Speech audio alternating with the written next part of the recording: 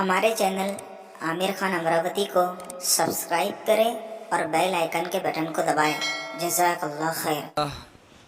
अल्हम्दुलिल्लाह नहमदुहु व नस्तईनुहु व नस्तगफिरुहु व नु'मिनु बिही व नतवक्कलु अलैहि व नऊज़ु बिल्लाहि मिन शुरूरि अनफुसिना व मिन सय्यिआति अअमालिना मन यहदिहिल्लाहु फला मुज़िल्ल लहु व मन युज़लिल्हु फला हादिय लहु व नशहदु अन ला इलाहा इल्लल्लाहु वहदहु ला शरीक लहु व नशहदु अन्न सय्यिदना व मौलाना मुहम्मदन अब्दुहु व रसूलुहु सल्लल्लाहु अलैहि व अला आलिहि व सहबिहि। अऊज़ु बिल्लाहि मिनश शैतानिर रजीम। बिस्मिल्लाहिर रहमानिर रहीम। व अनकिहुल अयामा मिनकुम वस्सालिहीन मिन इबादिकुम व इमाइकुम इन यकूनु फुक़रा युग़निहिमुल्लाहु मिन फ़ज़लिहि वल्लाहु वासिउन अलीम। सदक़ल्लाहुल अज़ीम। प्यारे भाइयों, दोस्तों और बुज़ुर्गों, अल्लाह तबारक व तआला ने हमें जो शरीयत, जो दीन और जो इस्लाम दिया है, इस दीन ने हमें दुनिया में ज़िंदगी गुजारने का एक एक तरीक़ा हमें बताया है। इबादत किस तरीक़े से करना ये भी हमें बताया है। लोगों के साथ रहना किस तरीक़े से ये भी हमें बताया है। लोगों के साथ मामला किस तरीक़े से करना ये भी हमें बताया है। चाहे दुनिया का काम हो चाहे दीन का काम हो, हमारी शरीयत ने हमें हर चीज़ सिखाई है। देखो, इस रास्ते पर इस तरीक़े से चलो, ये काम इस तरीक़े से करो, ये तरीक़ा इस तरीक़े से अपनाओ। हर चीज़ हुज़ूर अकरम सल्लल्लाहु अलैहि वसल्लम ने हमें सिखाई है। यहाँ तक कि जब हुज़ूर अकरम सल्लल्लाहु अलैहि वसल्लम दुनिया से पर्दा फरमा रहे थे, उस वक्त हुज़ूर अकरम सल्लल्लाहु अलैहि वसल्लम ने इरशाद फरमाया था कि देखो, मैं तुम्हें बिल्कुल साफ़ सुथरी और पाकीज़ा शरीयत पर छोड़ कर जा रहा हूँ। दो चीज़ें तुम में छोड़ कर जा रहा हूँ, दो चीज़ें। लन तज़िल्लु मा तमस्सक्तुम बिहिमा, जब तक इन दो चीज़ों को मज़बूती से पकड़े रहोगे, जब तक इन दो चीज़ों पर अमल करते रहोगे तो कभी गुमराह नहीं हो सकते हो। किताबुल्लाहि व सुन्नतु रसूलिह, अल्लाह की किताब कुरान करीम और हुज़ूर अकरम सल्लल्लाहु अलैहि वसल्लम के अहादीस। ये कुरान और अहादीस है जो ज़िंदगी के हर शौबे में हमारी रहनुमाई करता है। तो दुनिया के अंदर हम जितने भी काम करते हैं उन्हीं में से एक काम निकाह भी है।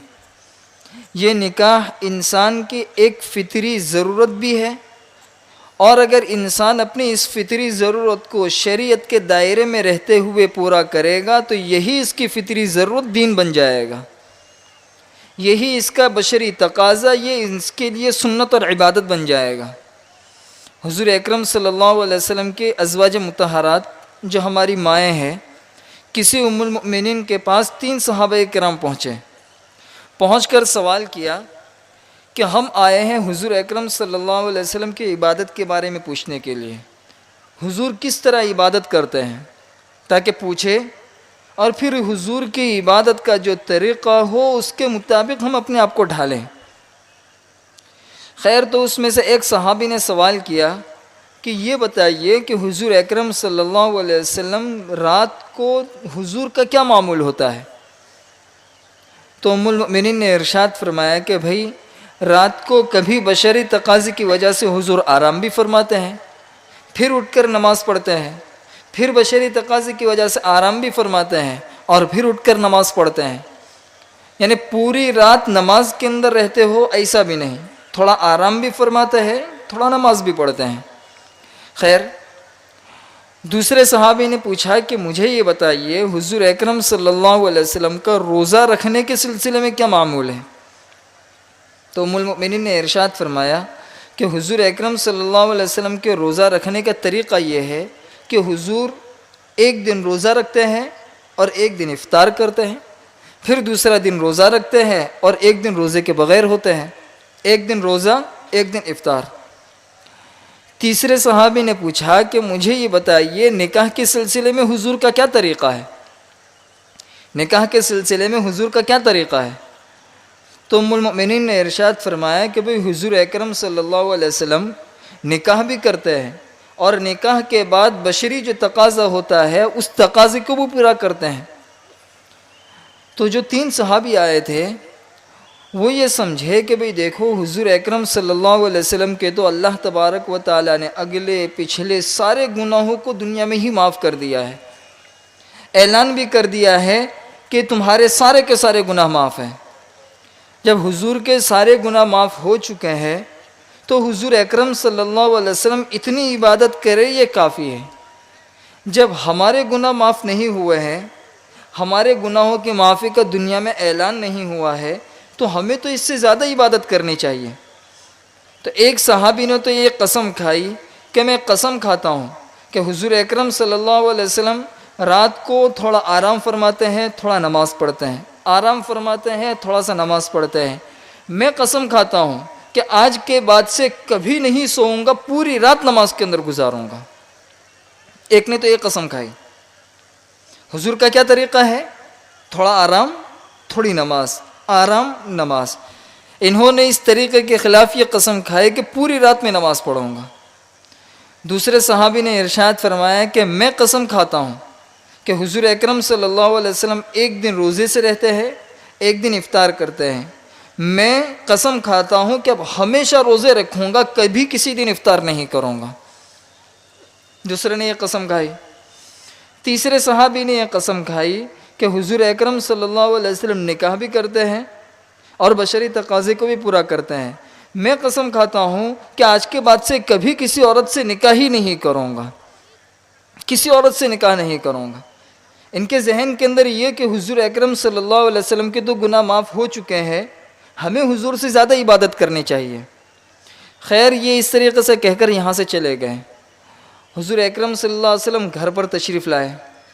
جب حضور اکرم صلی اللہ علیہ وسلم تشریف لائے تو ام المؤمنین نے سارا قصہ بیان کیا کہ حضرت آپ گئے تھے، وہ فلاں 3 صحابی آئے تھے اور اس طریقے سے انہوں نے پوچھا اور اس طرح وہ لوگ قسم کھا کر گئے ہیں۔ حضور اکرم صلی اللہ علیہ وسلم فوراً مسجد نبوی کے اندر آئے، ان صحابہ کو بلایا، بلانے کے بعد پوچھا کہ بھئی تم نے کیا قسم کھائی ہے؟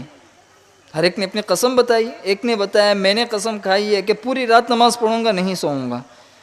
دوسرے نے کہا میں نے قسم کھائی ہے کہ ہمیشہ روزے رکھوں گا، کبھی افطار نہیں کروں گا۔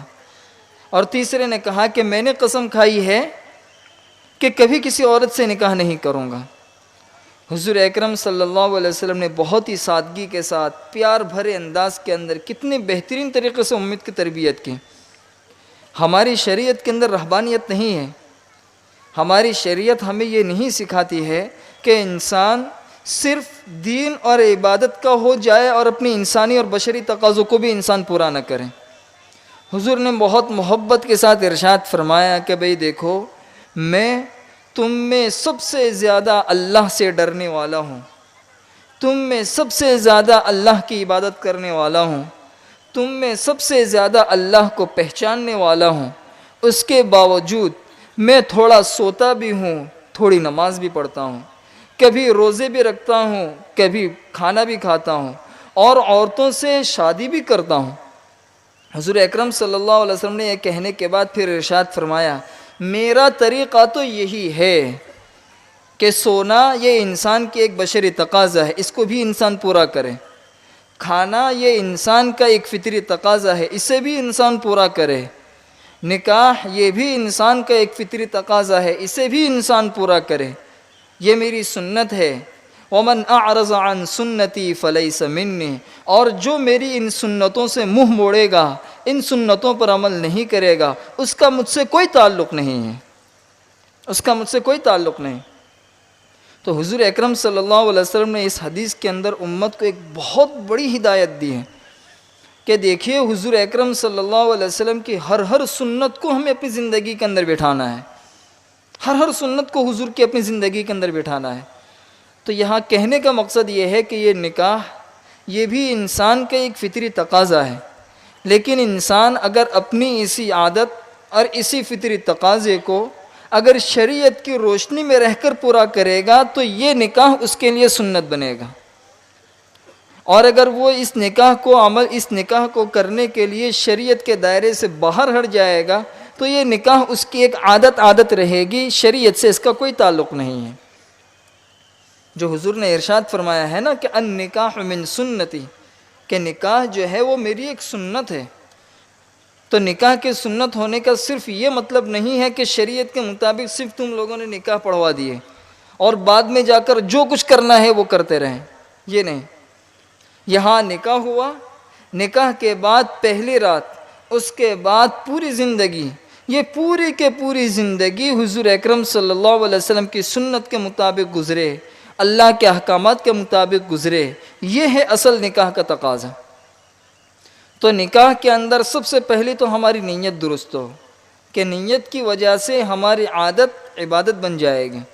کھانا یہ ایک عادت ہے، اگر اس کھانے کے اندر نیت اگر ہم نے یہ کی کہ اس سے میں اپنی نفسانی خواہشات کو پوری کروں گا، تو یہی کھانا اس کے لیے گناہ بن گیا۔ اور اسی کے اندر اگر ہم نے یہ نیت کی کہ اس کھانے سے جسم میں جو طاقت آئے گی خدا کے دین کے لیے اسے استعمال کروں گا، نماز پڑھنے کے اندر استعمال کروں گا، اللہ کے علم کو سیکھنے کے لیے استعمال کروں گا، تو یہی کھانا اب ہمارے لیے عبادت بن گیا۔ یہی حال نکاح کا ہے۔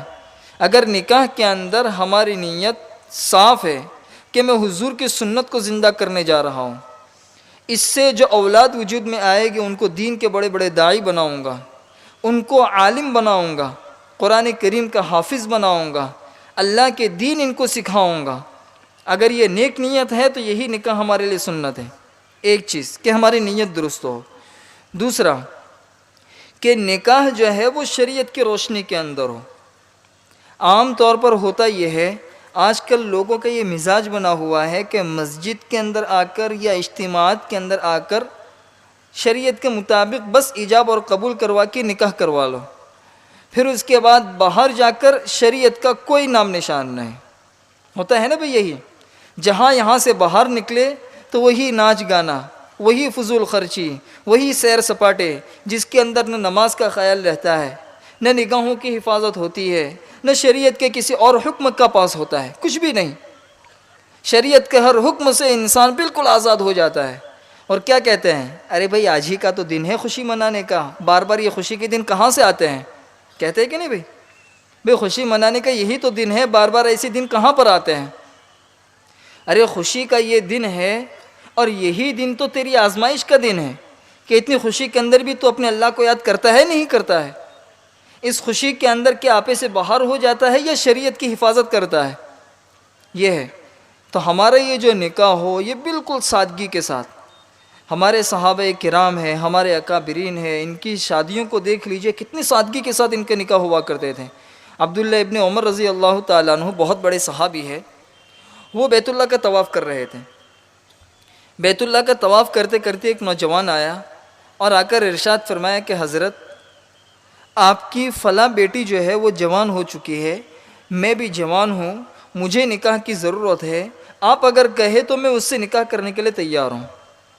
یہ سادگی دیکھیے صحابہ کرام کی، آنے والے کو یہ جھجک نہیں ہو رہی ہے کہ میں اس طرح کہوں گا سامنے والے کو خراب لگے گا۔ خیر حضرت عبداللہ ابن عمر طواف کے اندر تھے، اس لیے کوئی جواب نہیں دیا، طواف سے فارغ ہوئے۔ فارغ ہونے کے بعد گھر گئے، اپنی بیوی سے پوچھا کہ بھئی اس طریقے سے ایک نوجوان آیا تھا، اسے میں پہچانتا ہوں، اور اس نے ہماری فلاں لڑکی کے ساتھ نکاح کا پیغام بھیجا ہے، تیار ہو تو اسے بلا کر نکاح کروا لے۔ یہ سادگی بتا رہا ہوں، نکاح کی سادگی۔ خیر تو حضور اکرم حضرت ان کی بیوی نے کہا کہ بھئی بہت اچھا ہے، لڑکا بھی اچھا ہے، ہماری لڑکی بھی اچھی ہے، نکاح کر لیا جائے۔ اسی وقت حضرت عبداللہ ابن عمر نے اس نوجوان کو بلوایا اور کہا کہ بھائی خراب مت لگانا، اس ٹائم پہ میں طواف کے اندر تھا، طواف کی وجہ سے میں بات نہیں کر سکا، میری بیٹی تیار ہے، گھر والے بھی تیار ہے، اگر آپ کا ارادہ ہو تو میں تمہارا نکاح کر لوں۔ نوجوان بھی تیار ہو گیا، وہیں پہ نکاح ہو گیا، اور حضرت عبداللہ ابن عمر رضی اللہ تعالیٰ عنہ کچھ دیر کے بعد اپنی بیٹی کو سنوارنے کے بعد اس کے گھر جا کے چھوڑ دیا، یہ ہے تمہاری دلہن اور زندگی بھر اس کے ساتھ گزارو۔ یہ سادگی والے نکاح تھے۔ جتنے سادگی کے ساتھ نکاح ہوں گے زنا کے دروازے اتنے ہی زیادہ بند ہوں گے۔ آپ دیکھ لیجئے، چل پھر کر دیکھ لیجئے، بہت سی جگہوں کے اوپر اتنے رسم و رواج ہوتے ہیں، اتنے رسم و رواج ہوتے ہیں کہ عورتیں بڑی بڑی عمر کی ہو جاتی ہیں، ان کے نکاح ہی نہیں ہو پاتے ہیں۔ کیوں نہیں ہو رہا ہے بھائی اتنے پیسے ہمارے پاس نہیں ہے کہ ہم نکاح کر سکیں، اتنا جہیز دینے کے لیے ہمارے پاس کچھ بھی نہیں ہے، اتنے نخرے کون برداشت کرے؟ پھر یہی ہماری عورتیں، یہی ہماری بہنیں، یہی پھر زنا کے راستے اختیار کر لیتی ہے۔ کیوں؟ صحیح طریقے سے ان کی خواہش پوری نہیں ہوتی ہے، وہ غلط طریقے سے اپنی خواہشات کو پوری کرتی ہے۔ یہ ہے نکاح کے اندر اگر فیشن آئے گا تو زنا کے دروازے کھلیں گے، نکاح کے اندر اگر سادگی آئے گی تو زنا کے دروازے بند ہوں گے۔ اس لیے جتنا زیادہ سے زیادہ سادگی کے ساتھ ہم نکاحوں کو کر سکے کہ ایک عام غریب سے غریب انسان جس کے گھر کے اندر ایک دن کی روٹی بھی نہیں ہے، اگر اس سے اپنے بچی کی شادی کرنی ہو تو اس کے دل کے اندر یہ نہ ہو کہ میری بیٹی تو کون لے گا، میری بیٹی کون لے گا۔ اتنے سادگی کے ساتھ ہمارے نکاح ہونے چاہیے۔ دو چیز۔ تیسری چیز، بہت سی مرتبہ عام طور پر ہوتا یہ ہے کہ نکاح کر لیا اور بہت ہی خوشی خوشی نکاح بھی ہو جاتا ہے، لیکن یہ جو کہتا ہے نا کہ میں نے اسے اپنے نکاح میں قبول کیا، یہ صرف اتنا لفظ نہیں ہے، یہ لڈو ہے، لڈو بہت ہی کڑوا لڈو ہے۔ یہ صرف یہ نہیں ہے کہ میں نے اسے اپنے نکاح میں قبول کر لیا، پوری زندگی کا ایک معاہدہ ہے جو اس وقت آپ کر رہے ہو، پوری زندگی کا ایک معاہدہ ہے۔ اب ایک عورت آپ کے حوالے ہو رہی ہے، اس کے ہر قسم کی جائز ضرورتیں پوری کرنا شریعت نے آپ کے ذمہ کر دیا ہے۔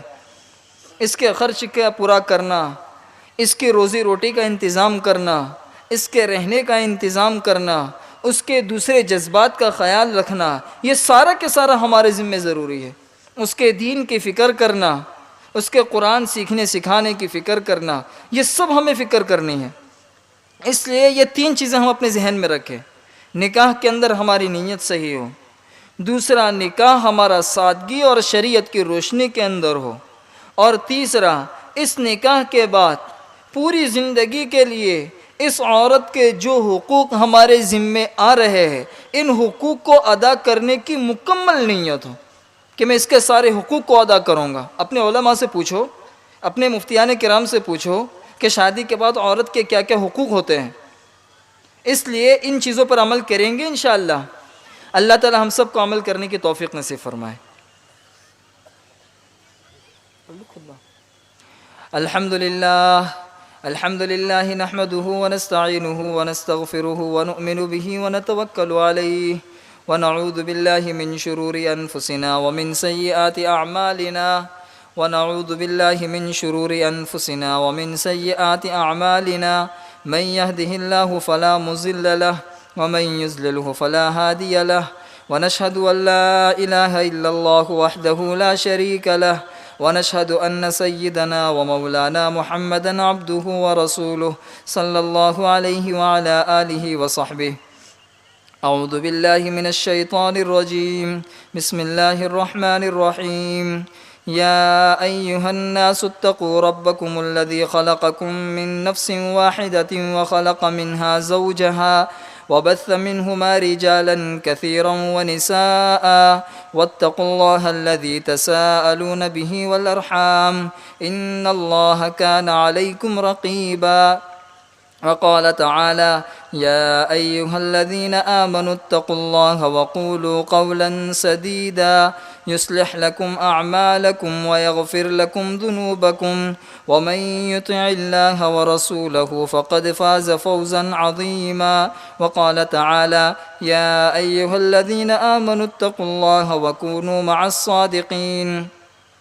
وقال رسول الله صلى الله عليه وسلم النکاح من سنتی وقال فمن رغب عن سنتی فلیس منی، او کما قال علیہ الصلاۃ والسلام۔